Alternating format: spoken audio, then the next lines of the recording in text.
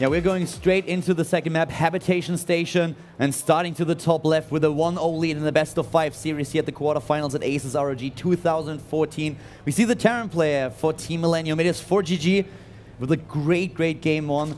And of course, he's going up against his Zerg opponent. Starting to the top right of the map, we have the evil genius. We have Jaedong. And let's see if the Zerg player is able to win game number 2 and equalize the score in the series, or ForGG is going to get an early 2-0 lead.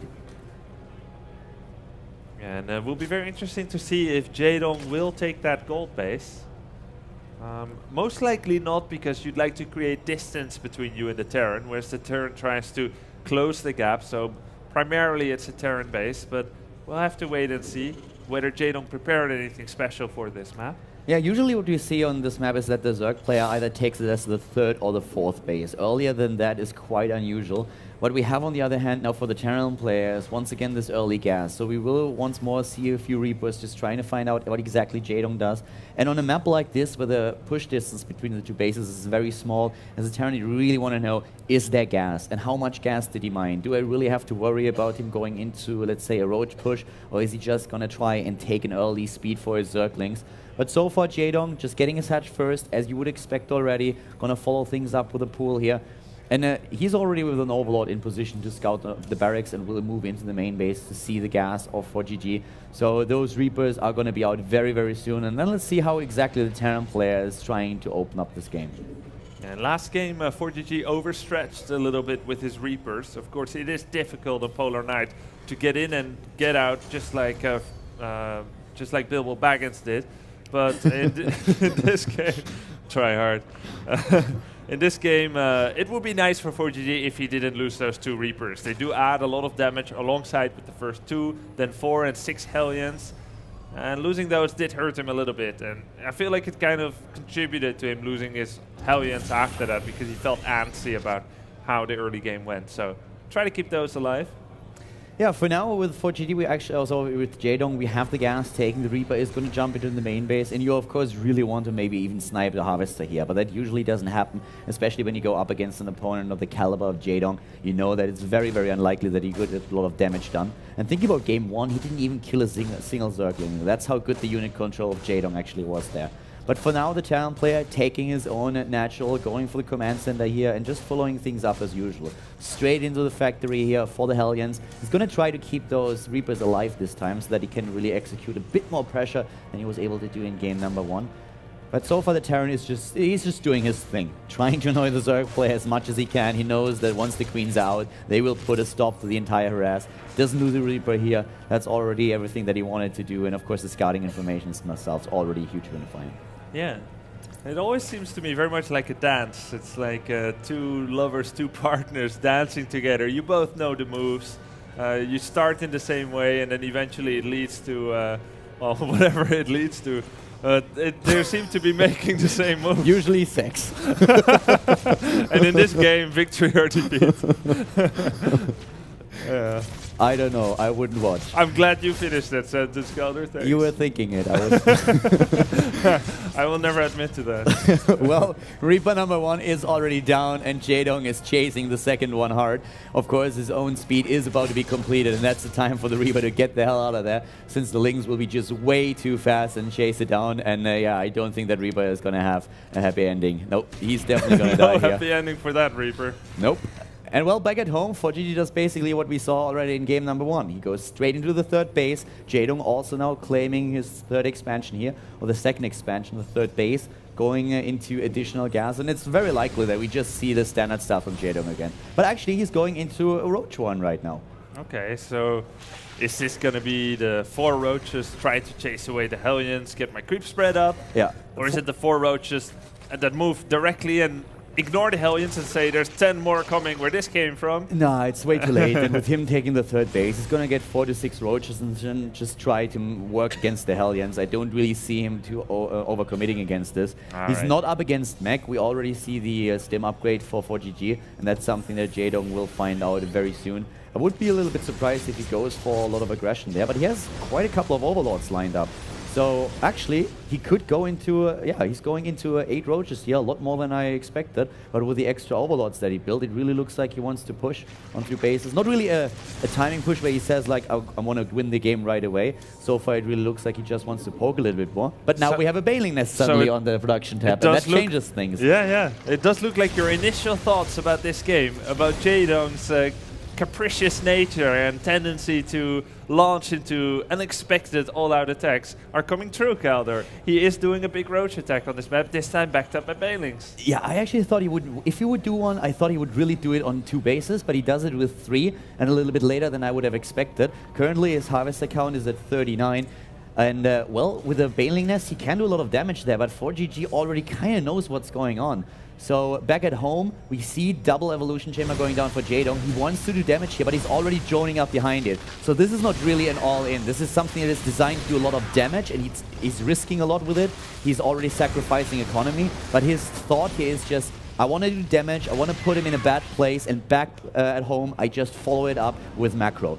He already took down the Hellions. Now he's moving in. We have a lot of bunkers there, but not a lot of Marines and Marauders, and there are not really a lot of Widow Mines. Banelings following through, taking down the SCVs here, and Jaedong is on the move, getting a few shots of the Widow Mines off here, and at the same time, of course, trying to keep those roaches alive, but there's way too much Terran, but he already took a few units down, so let's see, 7 Harvesters killed in total, resources lost, definitely better for ForGG. That was not really as much damage as Jaedong was hoping for. Yeah, he was droning behind it, and he's at 62 now, but it delayed his upgrades, it delayed his tech somewhat. Does he even have a lair? Yeah, that's really the main hurt here for Jaedong. Economically, he's sound, supply-wise and everything. It looks fine, but the biggest consideration is that his lair is only just starting now, at a time, 10 minutes, where normally a Spire is starting. And with the starport coming on the way, he might be looking a little bit miffed as medivacs are whizzing to this base and to that base. Yeah, I like the thought process of Jaedong. I would have preferred a little bit if he would have just poked with the roaches a bit earlier than that. I mean, the idea here was really not to kill the opponent, but just to do as much damage as he could, since he was following it up already at home. The problem was that ForGG identified very early on what was going on, added those extra bunkers, didn't take any chances there, tried to get the Widow Mines, and of course then also the Marauders out. And he lost a couple of Harvesters, but with a triple command center, with a triple orbital, you're not too worried about losing 6 or 7 SCVs. You can always rely on the mules, and you can go for the triple SCV production that will get your income up in no time. But for Jaedong, we have now a position where he himself has 3 bases, is going into lair, nearly completed.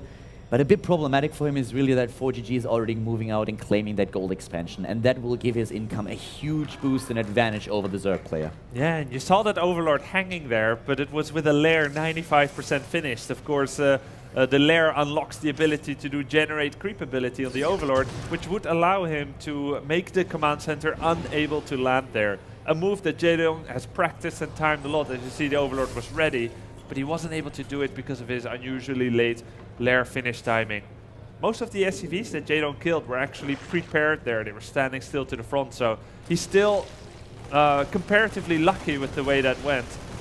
But in the end, yeah, it didn't do as much damage as he wanted, and now he's in trouble. ForGG doing this drop here. We saw the same thing against Snoot. But Banelings come here for Jaedong, which Snoot didn't have yet, so that's going comparatively well for him. Yeah, but a lot of Zerglings already going down there, and of course the Banelings finally putting an end to that. ForGG just simply lifts off and goes back.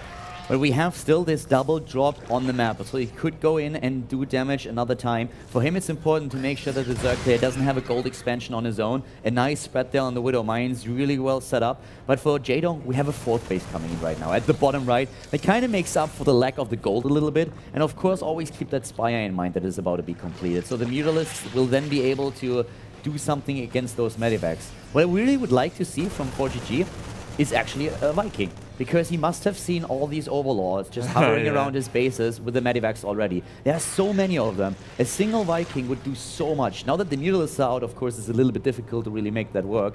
But if he has one Viking and can kill those overlords, that's 500 minerals just floating around his bases. So that would already be worth it. And it would also limit the vision of the Zerg player. A little bit too late for that. But we see a lot of Terran players getting that early Viking, and I really think it's a great idea, especially against someone like Jaedong, who's always very map-aware and very positional with the Overlords. Yeah, I agree with you there, Kaldor. If he felt like he could have spared it, he definitely should have made that one. But certainly very nice how Jaedong has done it. So many overlords all around the map, including the bottom of the map, which may help him later as well. 2 there and in the bottom left corner, so lots of options there for Jaedong to use them. Now a big swing in with the Zerglings. The Widow Mines are ready. How big will the explosions be? They're actually very well maneuvered by Jaedong and didn't do a lot of damage. Yeah, and he takes down the Medivacs, and we talked about it several times. Those are the really important units, the expensive units that a Terran player has. Only 6 left for ForGG. We have another job, this time at the bottom right. And the one thing that he always did, and we see it here again, he's spreading the Zerg thin. He has units at the bottom right, at the top left. And it's just incredible. Everywhere we have Terran units just trying to do some damage, trying to go into the mineral line and kill more harvesters. Jaedong is reacting a lot better than we saw, for example, Snoot react to this. He's able to throw it back, but just simply one time you're out of position and ForGG is going to punish you. Yeah, now Jaedong actually takes away the army that was defending the main. I thought, like, really? Are you bringing your whole army away? ForGG is going to do it again. But that's because Jaedong says, now it's my turn. I'm going to hit you with everything I've got.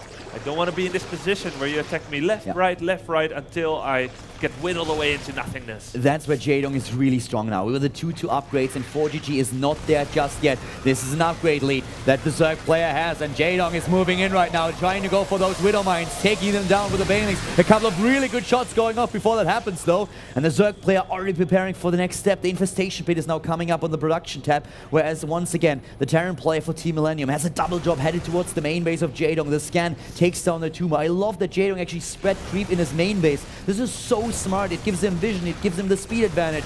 But ForGG is already there in the mineral line, doing damage, trying to take down as many of the harvesters as he can. Could try to snipe that spawning pool a little bit later on too. The Zerg player still in a lead in overall army supply, but the Terran is just doing an incredible job once again. Yeah, and this big attack that Jaedong wanted to do in the middle never really happened. Oh, 3 Widow Mines are about to explode on the Mutalisk. Oh, that hurt. That really hurt. 3 died, and the rest is severely hurt. But nice, good snipe here on the Medivacs, really well done. And once again at the bottom, another scan going down. ForGG really trying to force the creep back. And think about how active he was, scanning and taking out creep tumors. And then take a look at the minimap. Creep everywhere. Jaedong never stopping, always sending the queens onto the map again and replacing the tumors here, even in his main base. And I love that. There's too few Zerg players actually do it. And it helps him so much against this drop style that we see from ForGG. But the Terran player isn't done just yet. He's trying to make his way into the natural this time. But Zerglings from all directions streaming in and putting an end to it. And the Mutalisk, of course, once more on the prowl, trying to hunt down the Medivacs.